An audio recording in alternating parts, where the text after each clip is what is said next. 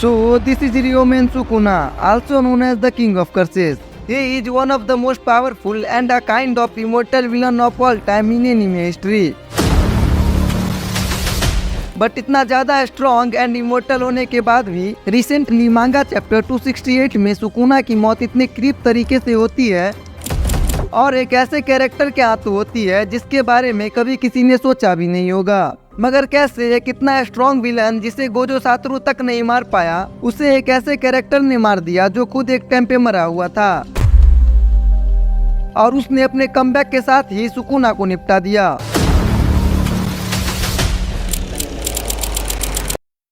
So hello otakus, this is Keshav and welcome all of you on otaku Keshav YouTube channel. तो आज के इस video में हम जानने वाले हैं the unknown reason behind the death of king of curses Ryomen Sukuna and also क्या सच में नोबारा ने ही सुकुना को मारा है।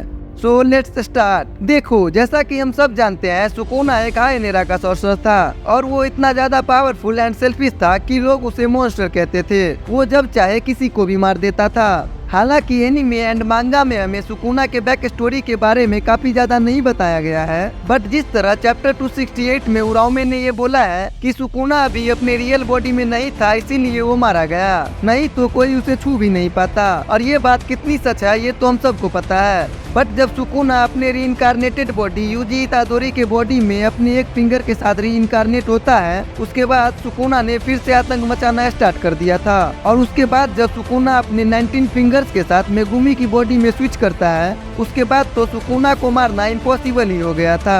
गोजो, यूजी, तोदो, यूटा इन सब ने मिलकर सुकुना को मारने का कितना ट्राई किया, बट सुकुना अकेले सबको पेले जा रहा था। तो आखिर कैसे एंड में आके यूजी ने सुकुना को एक ब्लैक फ्लैश में ही मार दिया। और अगर ये क्वेश्चन मैं तुमसे पूछूं तो तुम बोलोगे क्योंकि नोबारा सुकुना के लास्ट फिंगर के थ्रू सुकुना को डैमेज कर रही थी। और ये सही भी है, मगर 100% नहीं, क्योंकि रियलिटी तो ये है कि सुकुना के डेथ के पीछे सबसे बड़ा हाथ मेगुमी फुसेगुरु का था। और अगर हम सुकुना की डेथ की बात करें तो सुकुना को सिर्फ नोबारा ने नहीं मारा, क्योंकि जैसा मांगा में दिखाया गया है कि सुकुना को नोबारा एंड यूजी ने मिलकर मारा है। हाँ, ये बात सही है कि यूजी एंड नोबारा ने सुकुना को फाइनल ब्लो दिया था, but the real person behind the death of Sukuna is Megumi Fushiguro. तुम पूछोगे कैसे? तो अगर तुम्हें याद हो तो सुकुना चैप्टर 264 से पहले तक डैमेज हो ही नहीं रहा था, चाहे उस पे कोई भी अटैक मार लो। बट जब Yuji continuously Megumi and Sukuna के सोल बैरियर पे अटैक करने लगा, तभी से सुकुना को अपना अंत दिखने लगा था, क्योंकि सुकुना ये बात जानता था कि अगर यूजी किसी तरह मेगुमी के सोल को जिंदा कर देगा तो सुकुना का द एंड तो कंफर्म है। और इसीलिए ही सुकुना ने मेगुमी की बॉडी में जाने के साथ ही उसी से उसकी सिस्टर को मरवा दिया और फिर मेगुमी के सोल को और सप्रेस्ड करने के लिए ब्लड से भी नहाया था,